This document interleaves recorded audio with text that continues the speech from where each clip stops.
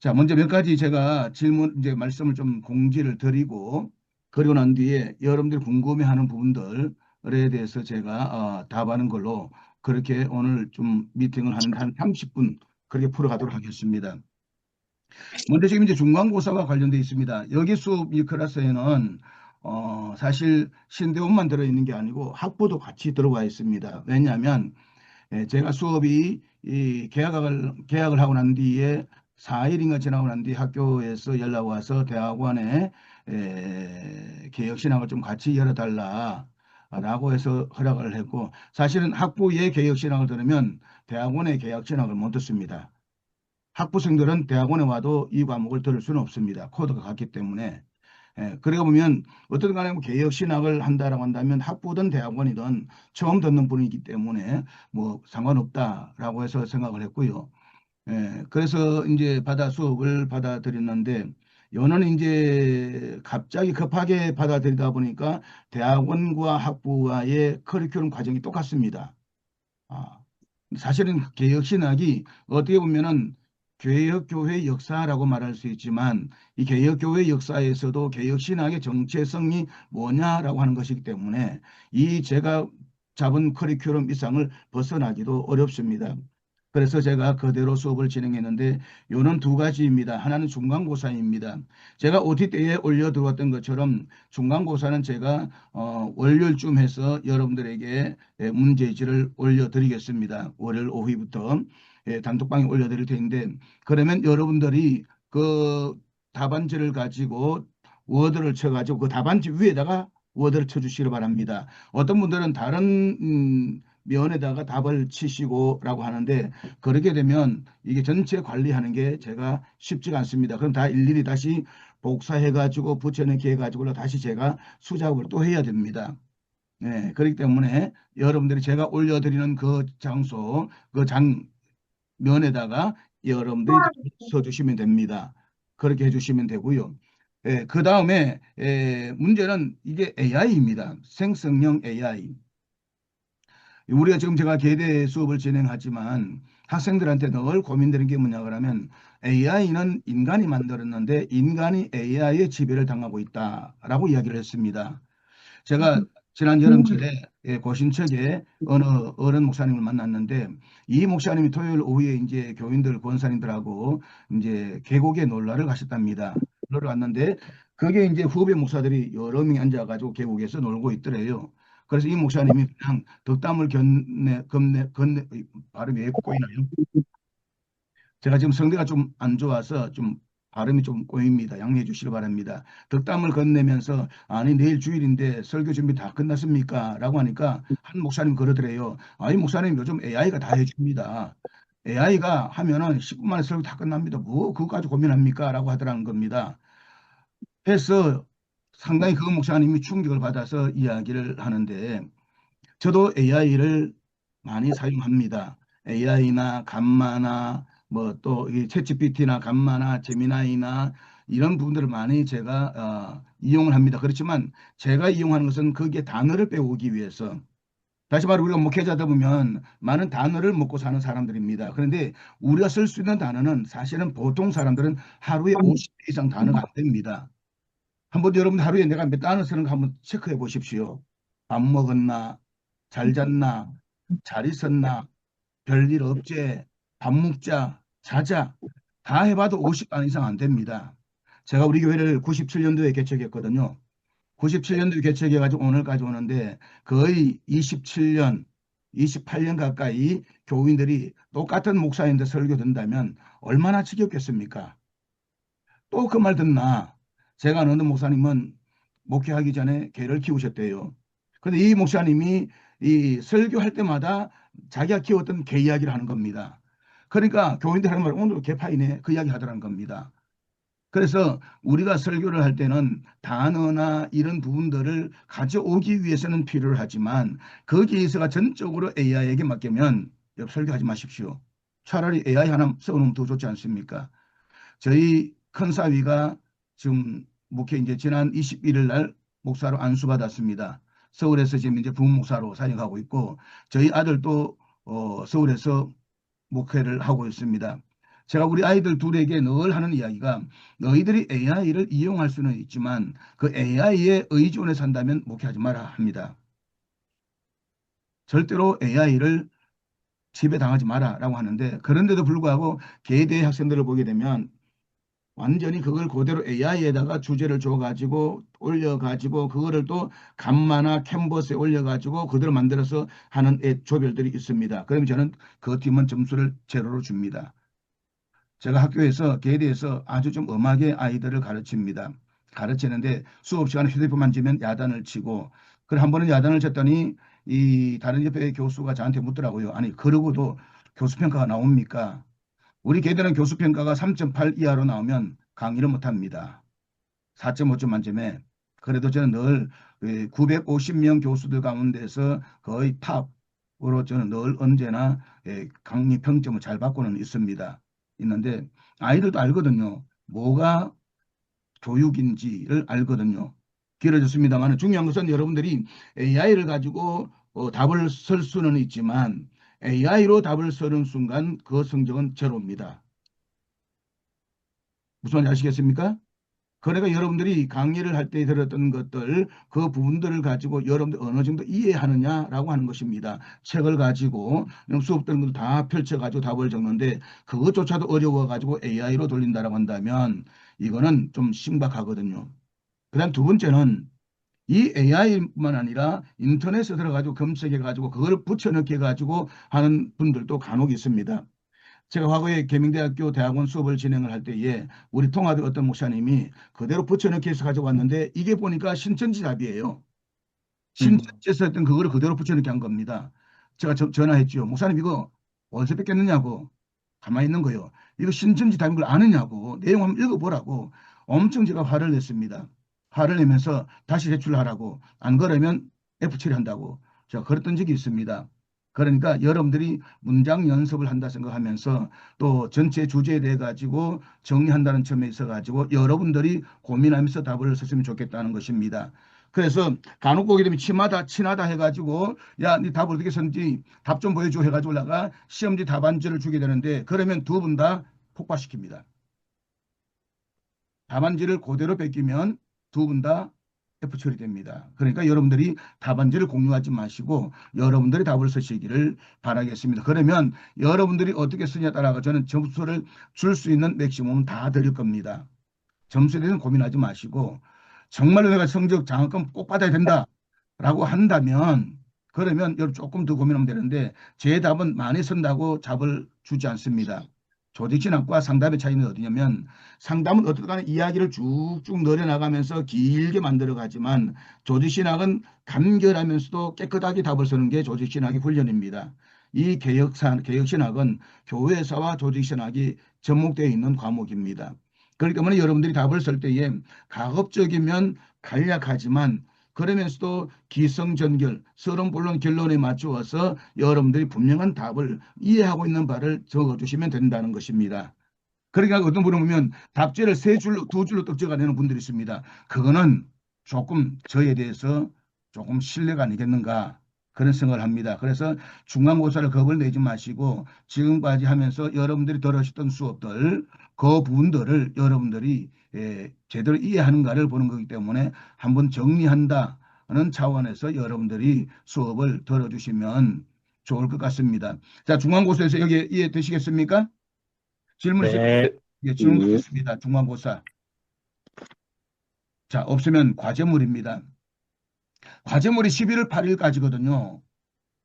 11월 8일이 좀 촉박합니까? 아니요. 자, 그러면 11월 8일까지인데 이 과제물도 보면 개혁신학의 역사 속의 산 주제. 제가 이 과제물을 내는 것은 그냥 수업만 듣고 끝나버리면 여러분들 정리가 하나도 되지 않습니다. 그런데 여러분들이 적어가지고 하다 보면 그게 하나의 정리가 되는 겁니다. 가령 과제물 그럼 주제를 한다면 칼빙의 삼위일체에 관한 논제라든지 아니면 접인 권리에 있어 가지고 교회론 뭐 이런 식으로 해가지고 올라가 개혁 신학자들 가운데 하나의 주제를 가지고 여러분들이 서시라는 겁니다. 과제물을 한번 정리하는 차원에서. 근데 이것도 힘들다 해가지고 AI에다가 칼빈에 있어서 칼빈의 삼위일체론에 대해서 논문을 좀 써줘 라고 해가지고 그걸 그대로 제출하면 제가 지금 또 눈을 감고 이렇게 저렇게 컴퓨터를 설명할 수 있는 그 정도의 레벨이 있습니다. 아마 우리 울산노에서 컴퓨터 있어가지고 제가 그렇게 뭐 뒤지지는 않습니다.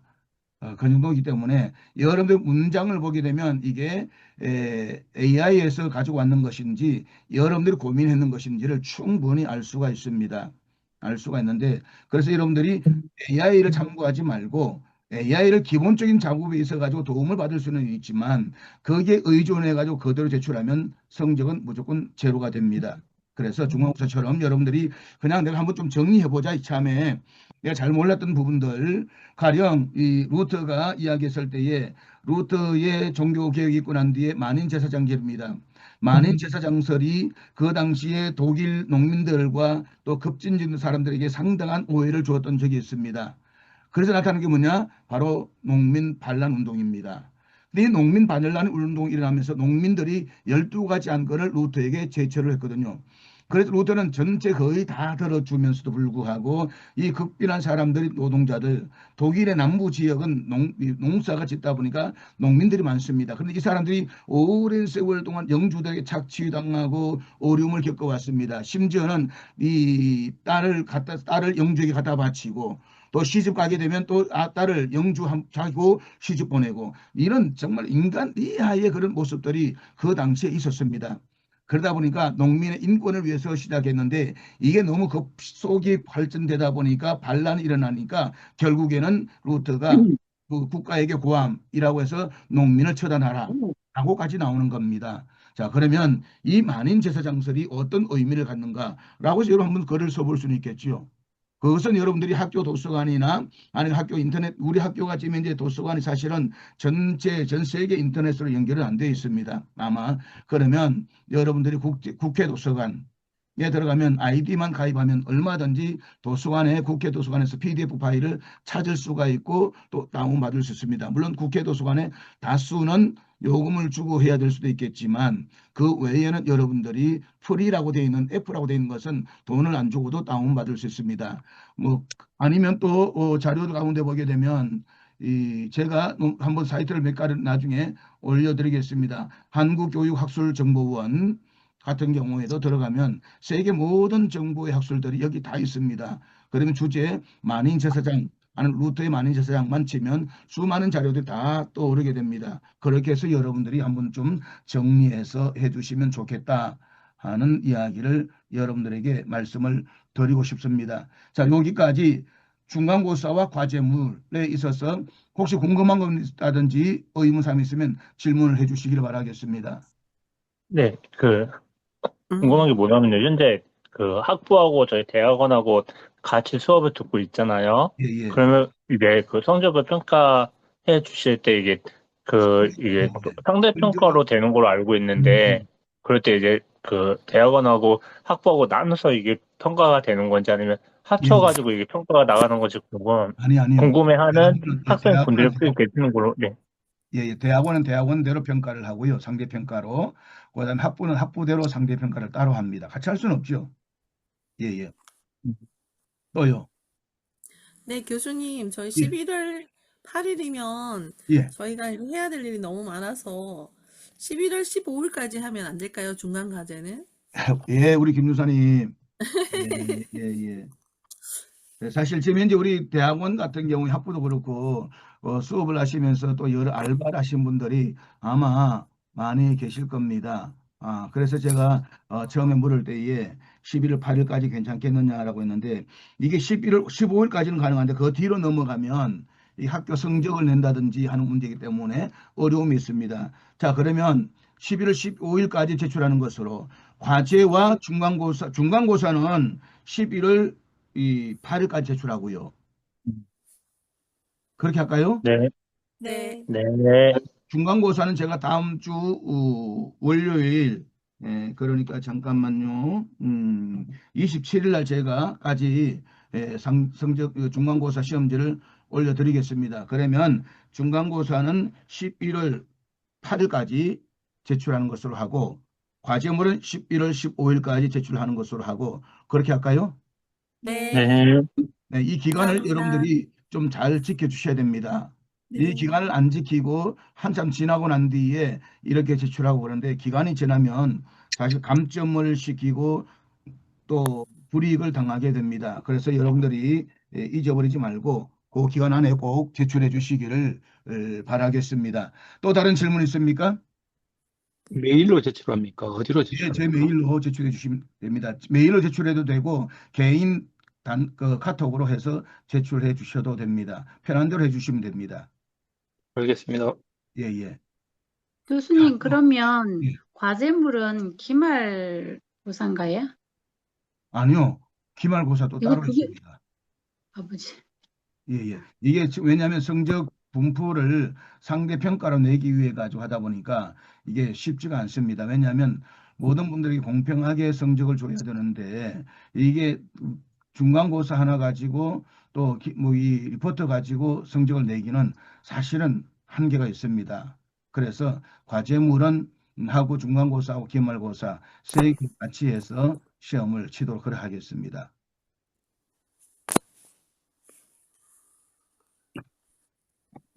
자, 아니면 제가 지금 생각을 하는 게 대학원은 사실은 대학원으로서의 예우가 있어야 되잖아요. 그죠?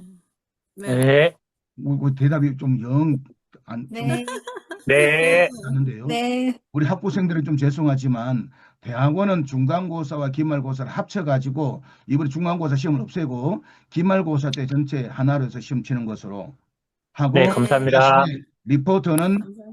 11월 15일이죠.까지 제출한 네. 것으로 하고 어떨까요? 네, 네, 감사합니다. 감사합니다. 대학원 괜찮습니까? 네, 네, 학부생들은 죄송하지만 어쩔 수 없습니다. 학부니까요. 예. 그건 좀 그러면 사실 저도 대학원 수업을 진행해 보지만 원래 대학원생들이 시험 친다는 건 사실은 안 편하거든요. 대학원생들 거의 리포트로 이렇게 많이 제출을 하고 하는 부분들인데 근데 이 리포트 하나 가지고 성적 내기에는 사실 저도 상당히 좀 난감하더라고요. 그래서 하니까 그러면 대학원은 중간고사, 기말고사를 뭉쳐가지고 기말고사 때에 시험 치는 것으로 하고 학부는 중간고사, 기말고사 따로 치는데 그렇게 진행하도록 하겠습니다. 되겠지요? 네, 네, 네, 감사합니다. 예, 예. 감사합니다. 또 다른 질문 있습니까? 혹시 지금 수업을 들으면서 어려운 부분들이라든지 이해가 되지 않는 부분이 있으면 이야기해 주시면 좋겠고요. 교수님, 그러면 교수님, 예, 예. 여기 제가 학부생입니다. 네. 중간고사도 하고 과제물도 한다고 했는데, 음. 그러면 아까 서론, 본론, 결론으로 하라고 하셨는데, 중간고사도 그럼 그렇게 하고 과제물도 그렇게 합니까? 과제물은 리포트니까 일반적으로 네. 리포트 형식으로 취해서 해 두셔야 되겠죠.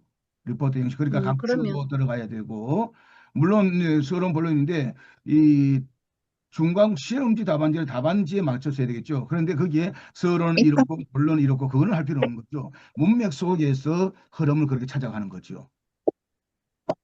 이해하시겠습니까? 가령 네, 우리가 리포트 같은 경우에는 목차가 들어가야 되고 그다음에 그 목차에 맞춰서 이 목차에는 일반적 서론이 들어가야 되고 서론에 있어서 이제 내가 이거를 왜 선택했는지 이 거를 선택한 자기 이유를 써야 되고 그럼 서론을 풀어갑니다. 그러면서 내가 본론에서 내가 이렇게 이제 글을 풀어가겠다라고 하는 자기 글 방향을 제시를 해야 되겠죠. 해야 되겠고 그 다음에 이제 본론에서 그거를 진행을 하고 난 뒤에 결론에는 본론 전체에 대한 요약인데 제가 썼던 논문 하는 편을 일단 마치고 난 뒤에 단톡방에 한번 올려봐 드리겠습니다. 제가 대학원 석박사 할 때 했던 중학인데 뭐 그들할 필요 없습니다. 한번 참고만 하시면서 아 이게 기말 리포트구나라고 하는 걸 알 수 있으니까 수업 요거 줌을 마치고 난 뒤에 제가 단톡방에 제가 했던 리포트 중에 하나 올려드리고 그래 하겠습니다. 됐죠? 장수는 자유롭게 하는 겁니까? 장수는 제가 5장 A4 용지 5장 정도로 해놨습니다. 거기 강의 계획서를 보시면 강의서의 폰트 10이라고 해서 그것은 기본 바탕입니다. 기본 바탕 10에서 해가지고 해서 5장인데 어떤 분들은 좀 장수를 줄이려고 글자 폰트 글 크기를 13 해가지고 보내신 분이 있습니다. 안 됩니다. 15로 하셔야 됩니다. 예, 되겠죠? 네. 리포트도 그렇게 보시면 되고 시험 답안지 같은 경우에는 여러분들이 내용은 모든 게 마찬가지입니다. 거기에는 보이지 않게 서론, 본론, 결론이라는 하나의 틀을 갖추고 들어가 줘야 됩니다.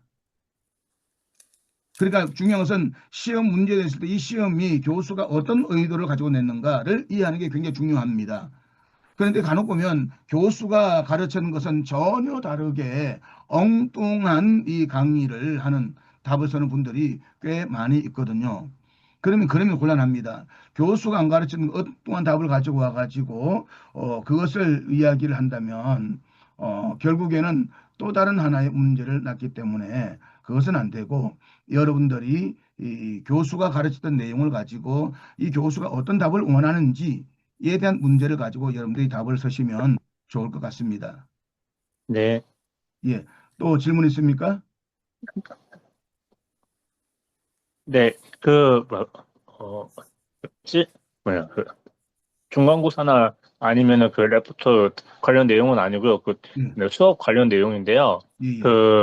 수업해 주실 때 이제 PPT를 그 화면에 보여주시잖아요. 예, 예. 네, 근데 그 내용을 이제 그 PDF 파일을 혹시 올려주실 수 있는지 좀 궁금하거든요. 자, 이제 됐습니다. 자, PPT를 올려달라고 하셨는데, 지금 현재 어떤 전사님이 강의를 영상을 할 때에 뭐라고 해야 됩니까? 이 강의를 계속해서 올려주시면 안 되겠느냐고 강의 끝날 때까지 2주간 들을 수 있으면 차단되는데 하는데 우리 LMS는 2주간 듣도록끔 되어져 있습니다. 되어져 있는데 이거를 계속 열어주면 안 되나 했는데 문제는 어디냐면 우리 계대도 인강 수업을 한 학기에 3번을 허락합니다. 학부생들에게 코로나 이후에.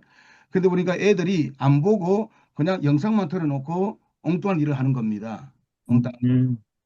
그러니까 결과 수업이 집중 안 되고 나중에 이제 중간고사쯤 기말고사쯤 되면은 좀 보여달라고 애들이 때를 서는데 저는 일체 안 열어줍니다. 안 열어주는데 이게 그 강의안을 여름 들을 때에 그냥 집중해서 듣는 것이 중요하고요. 그래서 강의가 닫혀지면 강의는 더 이상 제가 올리지 않을 겁니다. 않고 반면에 이제 강의안 지금 PPT를 올려줄 수 없느냐라고 하는데 요거는 제가 우리 전사님 요청을 하셨는데 제가 PDF 파일로 만들어서 제가 올려드릴게요.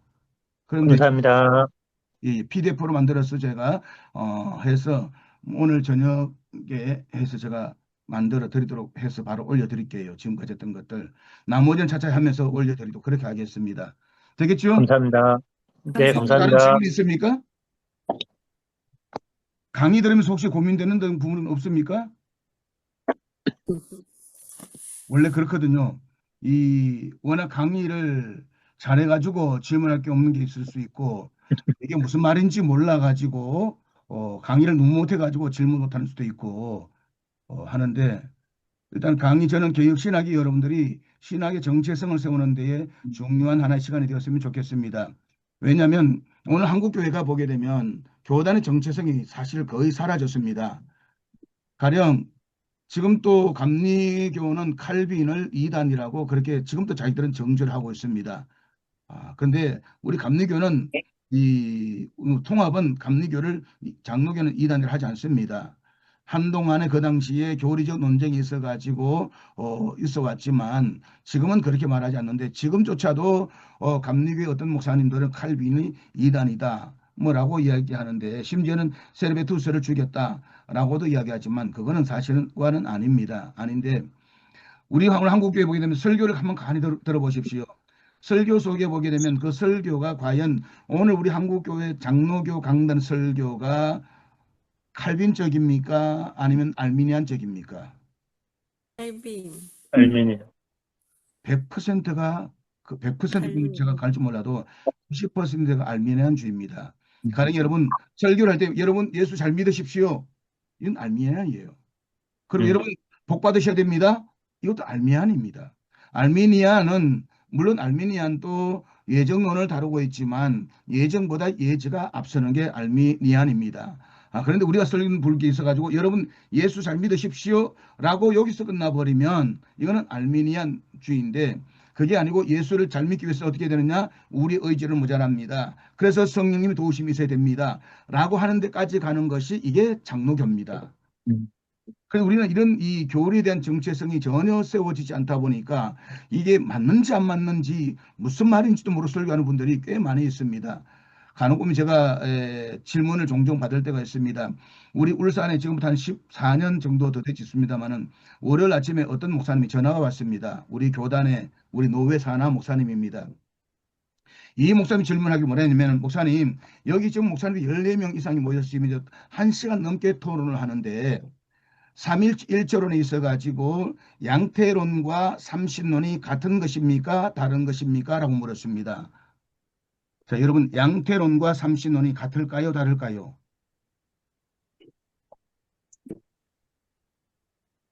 왜 대답을 안 하세요? 아, 이거 심각한데요, 이게. 양태론과 삼신론. 다시 말하면 기독교 역사 속에서 가장 고민했던 문제가 뭐냐 그러면 예수님이 어떤 일을 하셨느냐가 아니라 그 일을 하신 분이 어떤 분이냐라고 하는 논점입니다. 다시 말해서 어떤 종교 철학자가 아니라 그분은 하나님이시다라고 하는 사실. 그래서 바다를 건너시고 또 파도를 잔잔케 하시고 죽은 자를 살리신 것은 그 자체가 중요한 것이 아니라 그분이 하나님이시다는 겁니다. 이걸 가장 잘 드러내고 있는 것이 요한복음입니다. 요한복음은 오병이어를 행하시고 난 뒤에 그 오병이어를 행하신 분이 하나님이시다는 것을 이야기를 해주는 겁니다. 그런 점에 있어 가지고 우리가 볼 수 있는 것은 이 기독교 역사인데 문제는 가장 설명하기 어려운 게 뭐냐? 삼위일체론입니다. 여러분 삼위일체론이 이해가 됐어요? 이해가 됐어요? 저는 지금 조직신학자로서 또 조직신학을 강의를 해오고 교재를 써왔던 사람으로서 지금도 이해 안 됩니다. 삼위일체론은 가장 난제입니다. 우리가 신앙생활할 때 이해돼서 믿는 것은 아니거든요.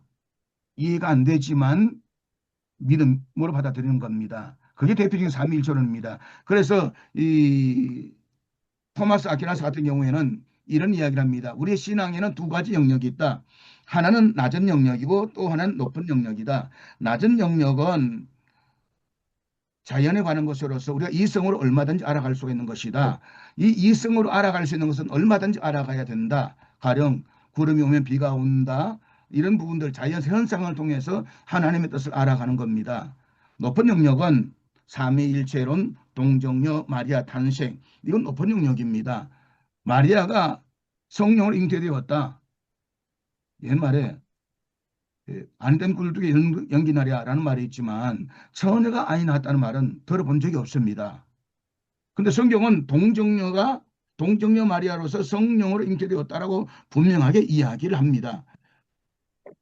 이거는 우리가 이성으로 이해될 수 있는 게 아닙니다. 이성으로 이해될 수 있는 것은 결국 뭐냐? 신앙 고백, 권위로 남겨두자 이 말인 겁니다. 이것까지 알겠다고 달려들면 결국 이단으로 빠져버립니다. 이걸 가장 정확하게 표현했던 사람이 누구냐 하면 돌아가신 이오일영 박사입니다. 이 양반이 딸을 통해 가지고 예수를 믿고 난 뒤에 그분이 썼던 신앙이 뭐냐? 지성에서 신앙으로. 이 책이 완벽한 책입니다. 이 제목 자체가 책은 중요한 게 아니고 제목이 우리 신앙의 여정을 정확하게 이야기합니다. 지성으로 알아가지만 그 지성에서 어느 순간 가면 더 이상 내가 이해되지 않으면 이제 신앙으로 넘어가는 겁니다. 자, 그런데 교회 역사 속에서 예수님이 하나님이시다 삼위일체론을 설명함에 있어 가지고 가장 난제되는 것이 이해가 안 되는 겁니다. 그래서 이것을 좀 더 쉽게 이해하려고 몸부림치는 사람들이 있었습니다. 그게 뭐냐? 양자론, 양태론입니다. 두 개 다가 유일한 하나님, 유일신을 강조합니다. 유일신을 강조하는데 이거는 뭐냐면 양자론은 예수님은 원래 인간이었다 이 말입니다. 아리우스가 주장했던 것인데 안디옥 학파를 중심으로 형성되는 하나의 이론입니다. 안디옥은 유대주의의 영향을 받아가지고 유대화되어 있던 그래서 역사적 예수를 붙잡고 있습니다. 자, 그런데 이 역사적 예수를 붙잡고 있는 이들 아리우스나 이런 사람들은 예수님은 원래 인간이었다라고 이야기합니다. 그러면 자, 예수님이 인간이었다면 하나님 아니냐? 아리우스는 이야기할 때 예수님이 인간이었는데 하나님이 되신 분이다라고 말하는 겁니다. 그러면 왜 예수님이 하나님이시냐 했을 때에 그러면 예수님이 하나님이 아니시면 우리의 신앙의 구원은 없습니다. 그러면 우리 그 예수를 믿을 필요가 없는 겁니다. 그러니까 이걸 가지고 자 그러면 예수님이 하나님 아니시냐라고 이야기를 해오니까 아리우스가 뭐라고 말했냐면 그는 태초의 아담이었다라고 또 이야기를 합니다. 태초의 아담이었다라고 할지라도 결국 예수는 피조물입니다. 그러면 그는 우리의 구원자가 될 수가 없습니다. 왜냐? 우리의 죄를 보상하기 위해서는 인간으로서는 그 죄를 감당할 수가 없는 겁니다. 그리고 그것은 창세기 3장 15절 여자의 후손으로서 너의 발꿈치를 머리를 상하게 할 것이며 라는 최초의 메시아 예언도 안 맞는 겁니다. 그런데 여기에서 알렉산드리아 학파에서 나온 게 뭐냐? 시리에서 나온 게 뭐냐? 바로 양태론입니다. 이 양태론은 뭐냐 그러면 집에 한 사람이 있는데 제가 집에 있으면 집에서는 남편이요. 교회 가면 목사요. 학교 가면 교수입니다. 그러니까 하나님은 한 분이신데 각각의 역할에 따라 가지고 세상을 창조할 때는 성부 하나님이셨고 그 다음에 구약의 역사 속에는 성부 하나님 계셨고 또 신약에는 성자 예수님이 계셨고 지금은 성령 하나님이시다라고 해서 분리하는데 세대주의가 양태론적입니다. 자 그러면 자 이건 문제 어디냐면 삼위일체가 아닙니다. 이것은. 결국 양태론이라는 것은 한 분 하나님이 계신다고 말하지만 결국 예수 그리스도의 위치에 대한 문제가 심각한 오류를 갖게 되는 겁니다. 그러면 예수는 뭐냐? 인간이 아니었다 이 말입니다. 그래서 양태론에서 강조하는 게 뭐냐 그러면 성부 순환설을 이야기합니다. 그러니까 십자가에 못 박혀 죽으신 것은 실제로 성자 예수님이 아니고 성부 하나님이셨다는 겁니다. 자 그러면 양자로는 예수님의 인성을 너무 강조하려고 하다 보니까 나왔고 양태로는 예수님의 신성을 너무 강조하려다 보니까 나왔습니다. 둘 다 결과적으로 문제가 있습니다. 하나는 예수님의 신성을 거부했고 하나는 예수님의 인성을 거부했다 이 말인 것입니다. 그러니까 양태로는 한 분 하나님을 강조하지만 그 한 분 하나님 속에서는 각각에 따라 가지고 움직이셨다. 달리 나타난다라고 하는 것인데 여기에 비해 삼신론은 뭐냐?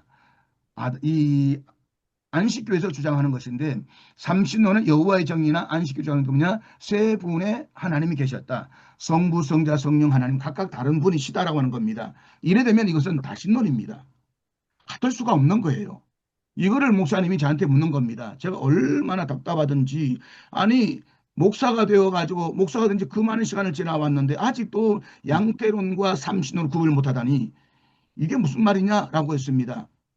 근데 여러분 죄송하지만 오늘 목회자들 가운데서 교리에 대해서 자신 없는 분들이 꽤 많이 있습니다.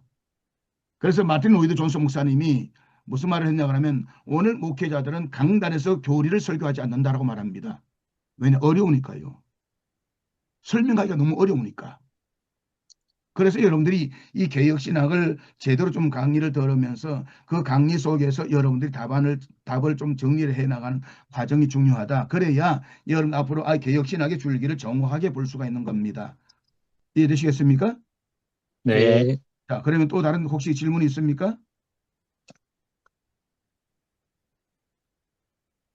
교수님 유튜브 보니까요, 그 개혁신학 관련해가지고 강의가 나오던데요. 학기가 마친 다음에도 다시 저희가 시청할 수 있는지 좀 궁금합니다.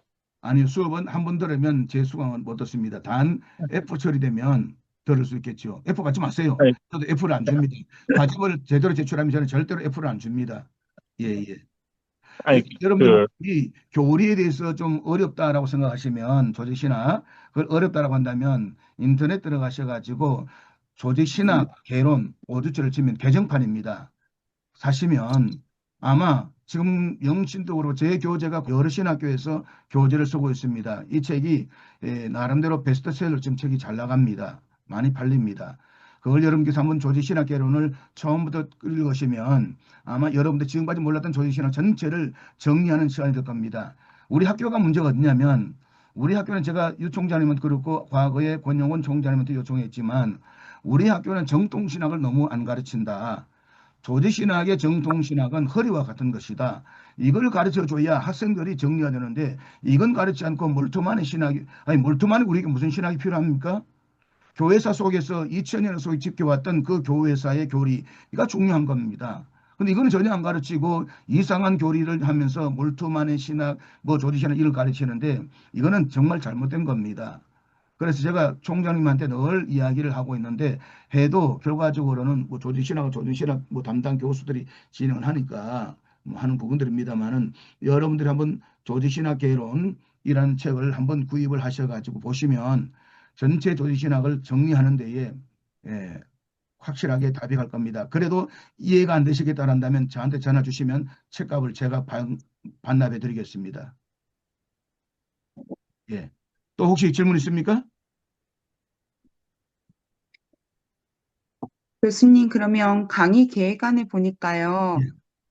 그 과제물 제출 내용을 보니까 주제를 선정하여 개혁 신학적인 관점에서 그것이 오늘 한국 교회에서의 적용의 문제에 대해서 적으라 했는데 이렇게 하면 되나요? 그렇죠. 그러니까 이게 이제 한국 교회에서 적용의 문제는 결론 부분에서 아마 들어가야 되겠죠. 그죠?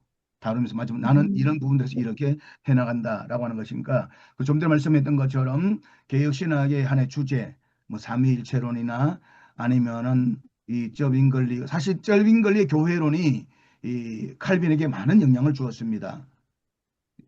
어디에 보면 쩌빙글리가 일찍 죽지 않았다라고 한다면 아마 쩌빙글리가 더 칼빈보다 영향을 주지 않았을까라는 만약에라는 그런 이야기까지도 있습니다. 있는데 그런 부분들이 한번 내가 궁금했던 부분들 한번 정리해보고 싶던 부분들을 한번 여러분 주제를 선정하시고 그렇게 하시면 되겠습니다. 예. 네.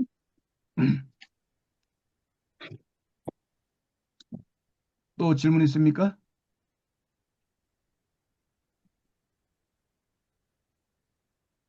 없으면 하시다가 언제든지 모르시면 저한테 전화 주셔요. 제가 혹시 강의를 하든가 아니면 회의 중에라고 해서 안 되면 문자를 남겨주시면 제가 전화를 드리겠습니다. 1시간도 2시간도 제가 시간이 되면 설명을 해드릴게요. 그러니까 전혀 부담 갖지 말고 어차피 여러분들은 그 등록금을 내셨고 또 저는 또 강의료를 받았습니다. 그러니까 받았으니까 또 여러분들께서 또 속을 빼먹어야 되지 않습니까? 그러니까 전혀 부담 갖지 마시고 저한테 전화 주시면 제가 잠을 덜 자도 얼마든지 여러분들 답을 드립니다. 제가 평균 하루에 한 5시간 정도 그렇게 잡니다. 하는데 일주일에 3번 계대에 올라가고 있고요. 올라가고 또 밑에 내려오면 이번에 이제 부노회장을 2번 하고 원래 이제 노회장이 되면서 울산 노회장이 되고 또 월드비전 협력 목사로 뭐 울산의 여하튼간에 모든 것이 초교파적으로 어두철하고 건치지 않으면 안 되는 그런 일들을 지금 하고 있습니다. 그래서 일들이 좀 과하게 하고 있는데 아무튼 간에 여러분들이 좀 부려먹고 또 속을 좀 빼먹고 그렇게 했으면 좋겠습니다. 자, 다른 질문 또 있습니까? 예, 예, 예, 고영 전사님. 소리가, 예,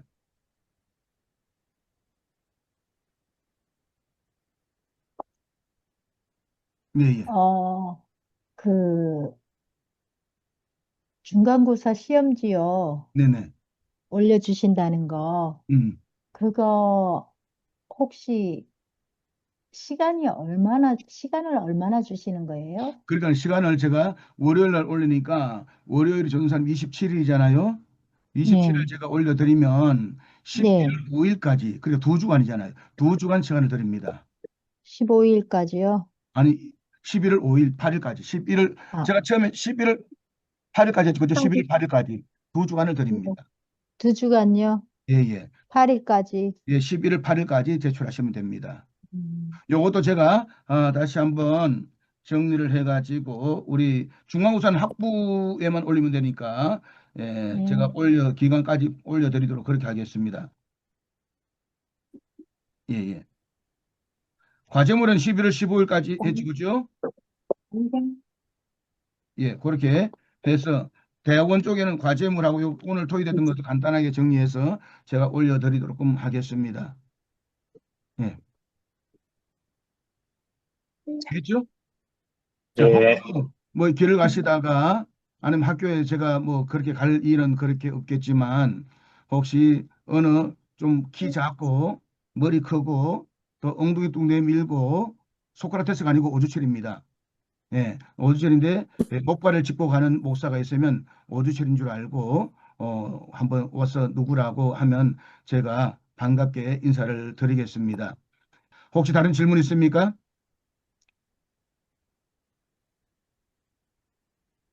없으면 제가 한번 기도함으로써 오늘 전체 줌을 마치고 마무리하도록 하겠습니다. 하나님 아버지, 참으로 반가운 분들과 함께 모여서 줌으로 오늘 관계를 가졌습니다. 궁금했던 부분들을 세워주시고 또 하나님 목양의 길입니다. 험악한 길입니다. 그렇지만 주님 계시기에 기쁨으로 우리는 달려갑니다. 우리 모두에게 성령의 충만함을 주시고 또 하나님 사역의 기쁨도 허락하여 주시기를 간절히 바라옵고 소망합니다. 하나님 부름받은 그 소명이 흐려지지 않게 하시고 서 있는 자리에서 온전히 하나님을 드러내는 귀한 우리 전도사님들 다 되게 하시고 우리 전도사님 가정과 일터를 축복하시고 저들의 발걸음이 하나님 동행하여 주시옵소서.